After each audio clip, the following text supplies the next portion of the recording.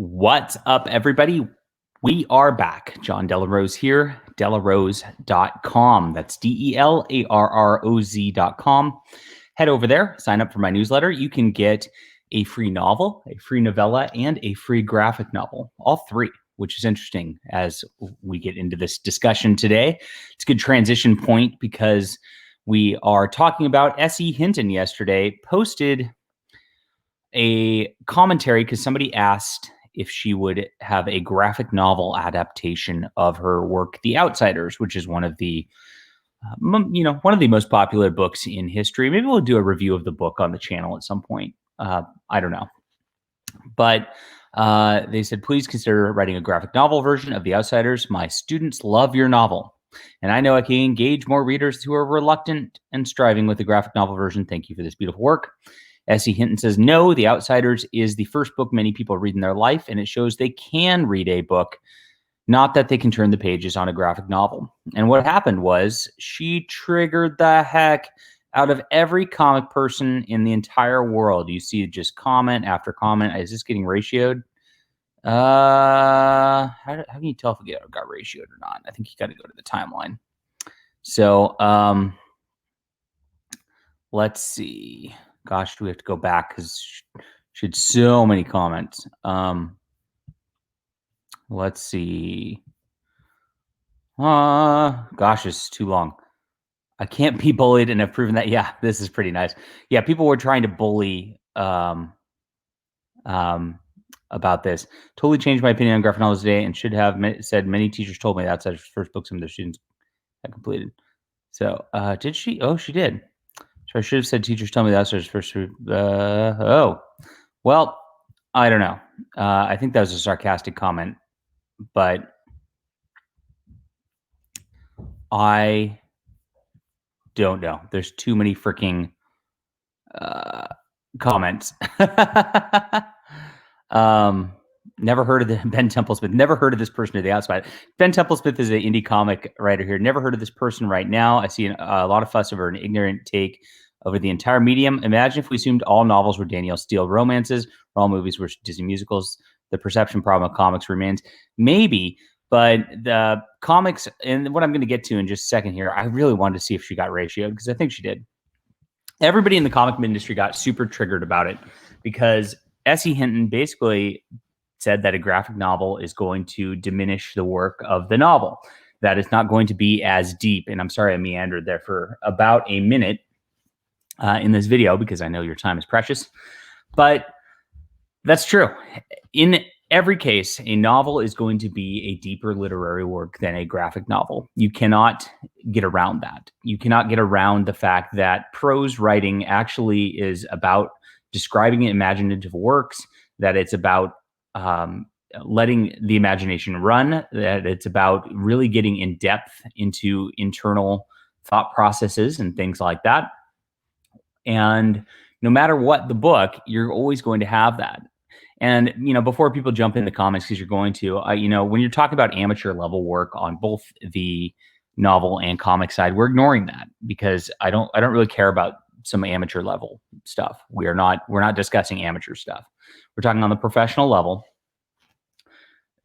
because that's what matters. That's stuff that gets remembered. Anybody can, write their first book or draw their first stick figure comic. It is what it is. But you're never going to get to the level of a novel that is a professionally written novel as a graphic novel. It just can't happen. And that's okay. And a lot of people got upset with me because I made a comment exactly saying this, that even the best graphic novels can't hold a candle to the depth of a mediocre novel. And it's true.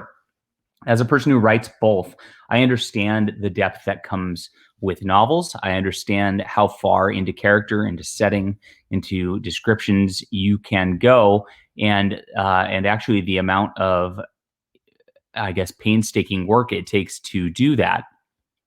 Comics, by contrast, are not a subtle medium. You can't get across subtlety in comics because you're going from one panel to a next, actually trying to trick your mind into like reading a movie, basically, just looking at pictures and creating a narrative from that. There's nothing wrong with that. And that's where people get off the rails here. Comic books are a low art compared to novels. It is what it is. But obviously, if you watch this channel, I enjoy reading graphic novels far more than I enjoy reading novels. It's because it's more fun. It's because it is faster. It's because it is easier to consume. It's because in my downtime, that is a much easier thing for me to do. And that's exactly why people go towards graphic novels instead of novels to begin with. When a person mentions that they would be much easier get engaged somebody who is doing a graphic novel or reading a graphic novel than they would an actual novel, it's because of the ease of it. And that's what it comes down to. And that's fine. It's fine to like what you are going to like. It's fine to not like what you're going to not like. And that's where our society's really pushed a little too far. Just because S.E. Hinton doesn't want her book to be a graphic novel doesn't mean anybody else has a right towards that, or that S.E. Hinton is diminishing them or anything like that. The problem that comic people have and the industry has is they want to justify themselves. They want to justify their art. They want to claim that they're some sort of high art, that they're just as valid as something else. Well, you shouldn't base your validity and your work based on trying to compare yourself to something else to begin with. If you're doing that, you're in an endless rat race where you're going to, basically have no objective truth or objective standards to begin with, because everything is a subjective comparison at that point. It's been like that in the comic industry for a long time. And, Steve Ditko really warns about this in his essays about fandom. The problem is people get so obsessive, so into their, Batman cape book that they have to justify all the time, effort, money that they've spent on this stuff, at least to themselves as adults. At least they try to. In their head, they have this process. And so they want to say that there's some sort of qualitative advantage towards this that makes it all worthwhile. But the truth is, look, a lot of people like to sit and watch sports, right? Does sports have any high literary value? No, but a lot of people spend a lot of time on that. They don't feel the need to justify that because it is societally a little bit more acceptable of a thing, and comic books mean you're a nerd, but right. And so it's the exact same thing. It is that level of pop entertainment, and pop entertainment is pop entertainment. It's never going to be something literary. It's never going to be something academic. It is what it is. And I'm sorry about that. And I know you're going to go Sandman and Watchmen in the comments below.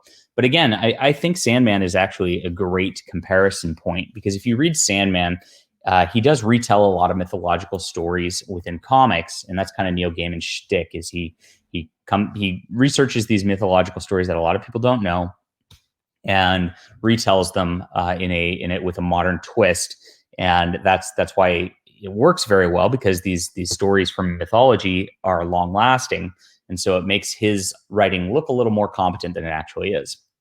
And that's fine if you enjoy that. I'm not trying to diminish that again. But it is what it is. However, if you get into Neil Gaiman's novels, if you read Neverwhere, for example, compared to Sandman, you see that he actually does have a depth as a writer that's much greater than his comic could ever get to. And it's just because of the way that the medium presents itself.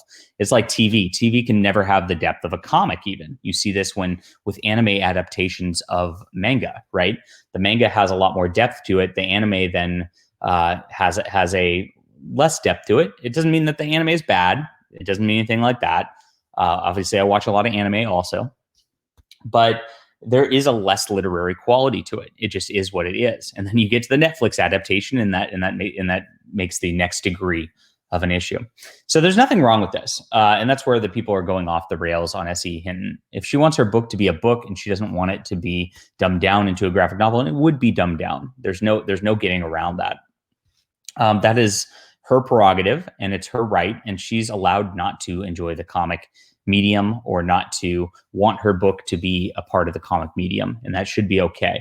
It doesn't invalidate comic artists. It doesn't invalidate comic writers. It doesn't do anything like that. But what we are making is indeed pop art, and that's it. So it's really funny to me just how triggered somebody can get on the internet. Look at all these triggered people. Just so many freaking triggered people. And it goes on and on and on and on. Here we are. Hi, librarian here. Very, very much trying to justify their pop art as something greater than it actually is. Oh, well. I'm probably going to get some dislikes on this video, and that's fine by me. I don't really care. I just think it's pretty funny, the reactions of the industry and the internet. Let me know what you think. Regardless, I don't really care. If you watch me and you read me, I love you no matter what medium you like. If you're into comics, read my comics. If you're into books, read my books. I hope you read all of them, is what it comes down to. All right. I'll talk to you guys later.